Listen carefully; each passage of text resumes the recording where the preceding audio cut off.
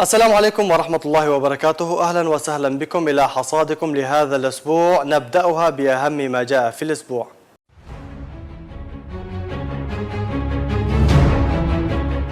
قيادة الحزب الديمقراطي الكردستاني السوري تجتمع مع عوائل الشهداء في هوليرة العاصمة.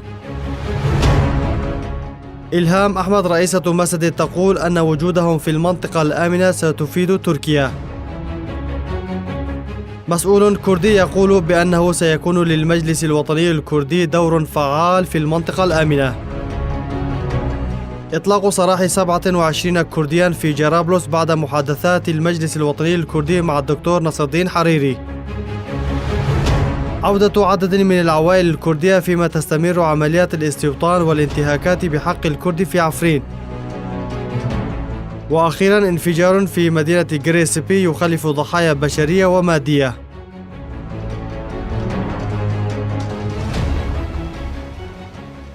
أهلا بكم مجددا. وري ثرى جثمان الدكتور وكيل مصطفى عيف رئيس جمهورية كردستان الحمراء في مقبرة الشيخ أحمد في هولير عاصمة إقليم كردستان. وجاء دفن الراحل في إقليم كردستان تنفيذا لوصيته قبيل وفاته في بروكسل في 19 من آذار المنصرم.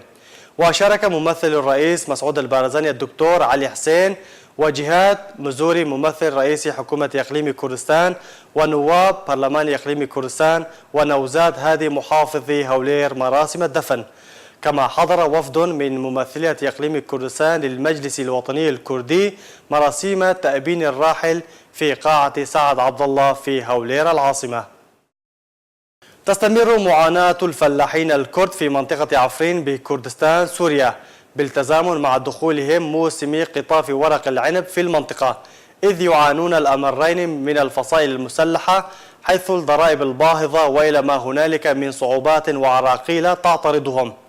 وذكر فلاح كردي من عفرين أن الفصائل المسلحة تعترض طريق الفلاحين الذين ينوون الذهاب من القرى إلى المدينة لبيع منتجات محصولهم الزراعي، وذلك عن طريق أخذ هوياتهم للإجبار على العودة على تلك الحواجز العسكرية بهدف فرض مبالغ من ما بيع من منتجاتهم في سوق الهال.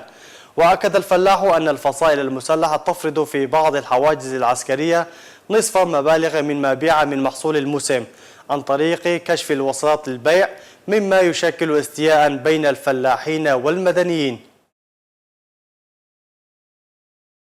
وفي عفرين أيضا عاد عدد من العوائل الكردية النازحة من منطقة عفرين إلى نواحيهم وقراهم. وبحسب مصادر خاصة أكدت أن 4 من العوائل الكردية عادت من مناطق النزوح واللجوء وسكنت في منازلهم.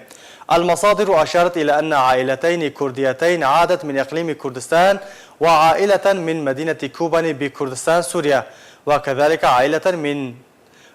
عائلة من تركيا. وبالرغم من استيطان العرب في بيوتهم إلا أن البيوت عادت لأصحابهم الحقيقيين.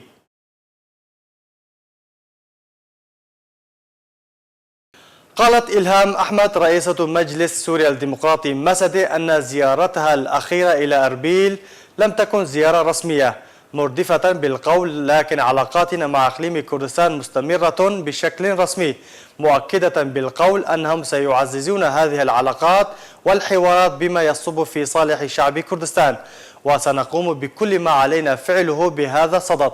إلهام أحمد قالت في تصريحات لباس نيوز أن هناك علاقات بينهم وبين المجلس الوطني الكردي في سوريا، واصفة هذه العلاقات بالمهمة، مشيرة إلى أن المجلس مهتم بالحوار معنا ونحن نرحب بهذه المبادرة. وعن المنطقة الآمنة التي يتم الحديث عن إنشائها على الحدود التركية مع كردستان سوريا، قالت أحمد إن الولايات المتحدة لا تريد حربا في تلك المنطقة، مضيفة أن وجود قواتهم في هذه المنطقة الآمنة لن تكون سببا للمشاكل بالنسبة لتركيا، بل على العكس وجودنا في تلك المنطقة ستفيد تركيا.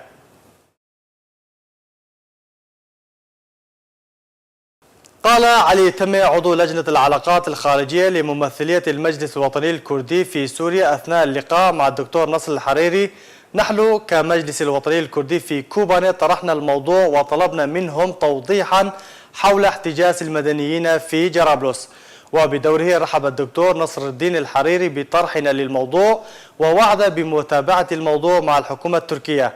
وبالفعل بلغنا فيما بعد بأنه تم الإفراج عن 27 شخصا معظمهم من أهالي كوباني، والبقية سيتم الإفراج عنهم لاحقا بعد اكتمال تحقيقات روتينية معهم.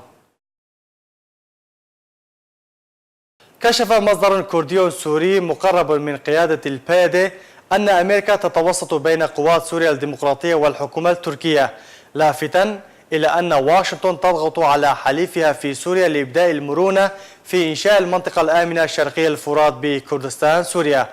المصدر كشف لباس نيوز أن هناك اتصالات غير مباشرة بين قسد والحكومة التركية بواسطة أمريكية مردفا، لكنها لم ترتقي بعد إلى مفاوضات حقيقية ومباشرة بين الطرفين. وأضاف أن الأمريكان ينسقون مع قوات سوريا الديمقراطية في كل خطواتها مع الحكومة التركية بشأن المنطقة الآمنة، مبينا أن قسد يربط إقامة المنطقة بمصير عفرين الواقعة تحت سيطرة تركيا والفصائل الموالية لها. قال القيادي في الحزب الديمقراطي الكردستاني السوري نشأة ضاضة لموقع ولاطي نيوز إن أهمية المجلس الوطني الكردي لا ترتبط بالزمان والمكان، فالمجلس الوطني الكردي ومن خلال الأحزاب المنضوية فيه يبقى الركيزة الأساسية والسياسية للمشروع القومي والنضالي للقضية الكردية في كردستان سوريا. وأكد أيضا أن المجلس الوطني الكردي هو الممثل الشرعي والسفير المعتمد دوليا وإقليميا لهذه القضية، وأخص منها على سبيل المثال لا الحصر جنيف ومشتقاته، ناهيكم عن المحافل المعنية بالعملية السياسية في سوريا. وكذلك سيكون للمجلس الوطني الكردي دور فعال وعملي في المنطقة الآمنة.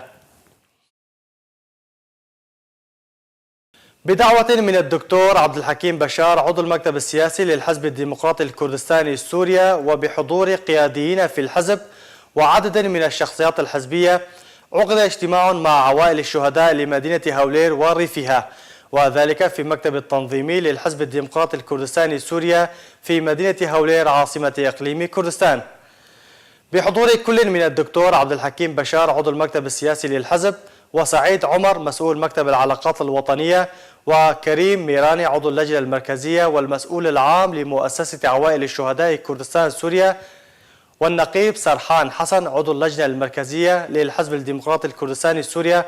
عقد اجتماع مع عدد من العوائل الشهداء تحدث فيه الدكتور عبد الحكيم بشار عن التضحيات التي قدمتها هؤلاء العوائل واستشهاد أبنائها في سبيل تحرير تراب الوطن من الإرهابيين، كما عبر عن دعم الحزب لعوائل الشهداء والوقوف إلى جانبهم.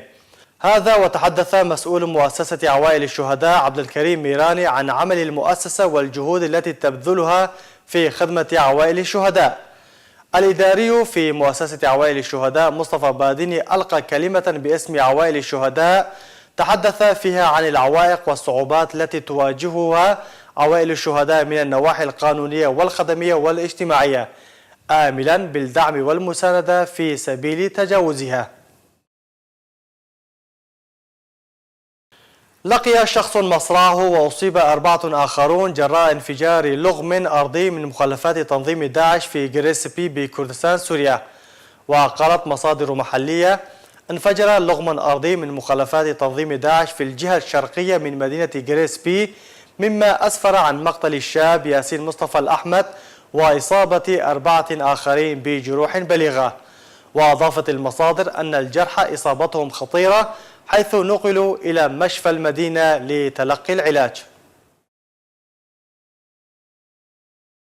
أعزائي المشاهدين، إلى هنا نأتي لختام حصادنا لهذا الأسبوع، حتى الأسبوع المقبل دمتم بألف خير.